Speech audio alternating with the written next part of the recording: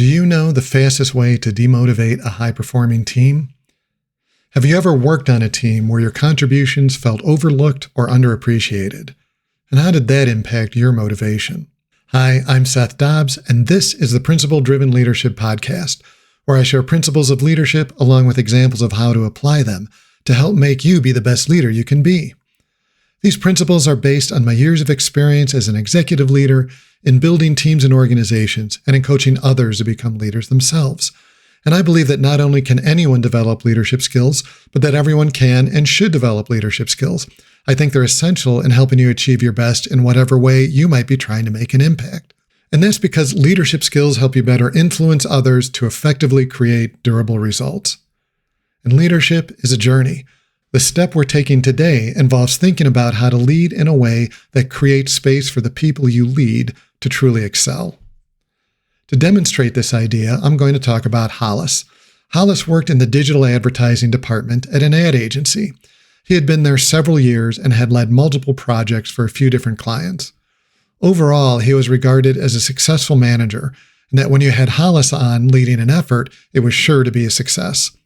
And of course, with each subsequent success, he was assigned to larger projects, and at some point, because of all this past great work, was put in charge of the work for a major new client. Now, this was an incredible opportunity as an initial success could lead to millions of dollars of new business. This, of course, also meant there was going to be greater scrutiny than anything Hollis had been on before, but he felt up to the challenge. The focus of this was on a huge back-to-school campaign for the office and school supply division of a consumer packaged goods company. The digital campaign would be large in scope, with email blasts, ad placements, search advertising, all rolling out over the course of several months. There are also several partner-based campaigns with key online and physical retailers. All of these efforts needed to adhere to a strict timeline because you can't change the back-to-school season. So because of the import of this project, Hollis was assigned several strong team members that were pulled off of other clients to ensure the success of this work.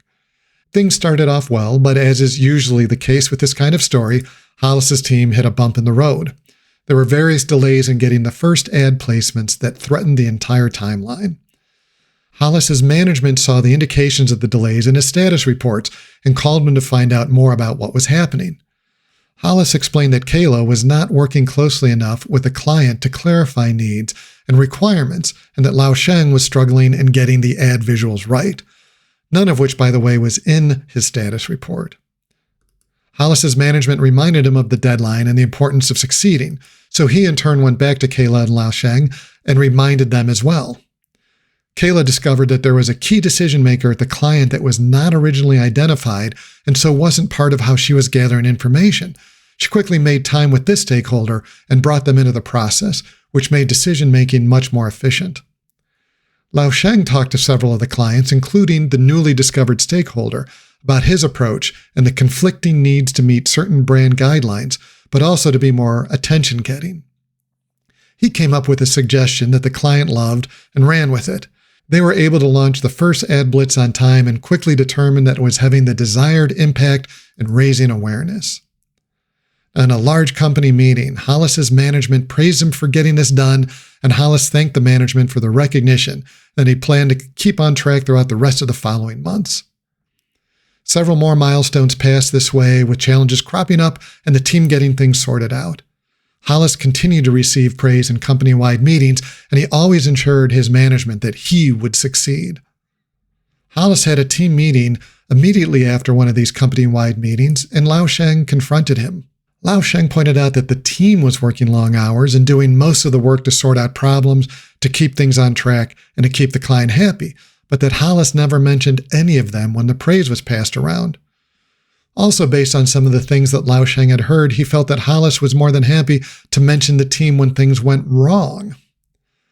Lao Sheng finished by saying he wasn't going to work for a credit hog and informed Hollis that he had put in a request to be moved to a different department.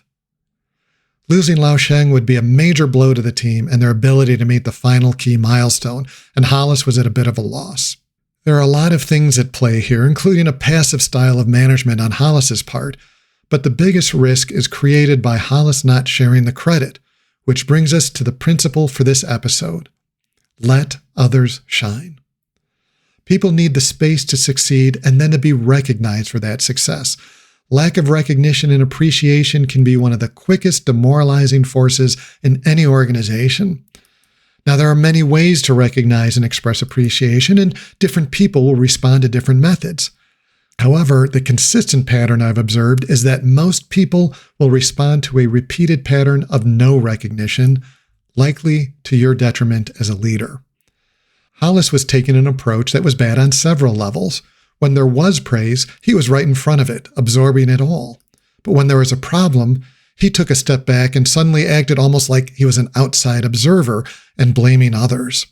And throughout, he was mostly just acting as a relay of information between higher management and his team, giving basic status to his leadership, passing on the reactions.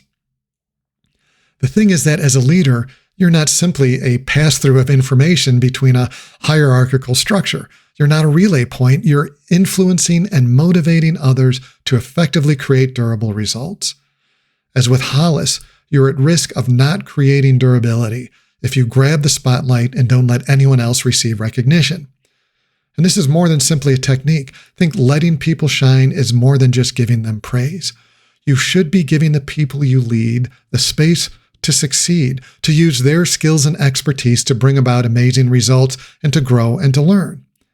And of course, you should be sure to get the credit you deserve, but that shouldn't be at the cost of others. Now, to be clear, I don't actually think Hollis was being deliberately malicious. It's likely he genuinely believed he was doing well, and in fact, he had made it this far with the same kind of patterns, so he felt he was in the right. But he had many opportunities to share praise, to point out the hard work the team was doing, to highlight major efforts and changes that Lao Sheng, Kayla, and others were making. And doing that would not have been to his detriment. He could have at least thanked them privately if there was a reason he didn't feel he could speak up at the all-company meetings about them, but he didn't even do that.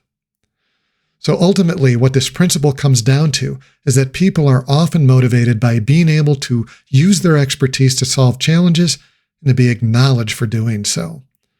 You, as a leader, caring enough to see what they've done and recognize the effort will make a huge difference. It's interesting that it appeared that Hollis actually began with a motivated team. They all understood what was at stake and were excited to be a part of the work. Hollis eroded that momentum. If instead he had let others shine at each milestone, he likely would have not put the final milestone at risk. And that's how you see that you're getting this concept right. Your team will take more ownership in achieving the results you're trying to achieve if they know they'll be recognized for it. Ultimately, I believe that a leader should do the opposite of what Hollis did. You should take accountability for problems that occur within your team and push praise to the team when things go well.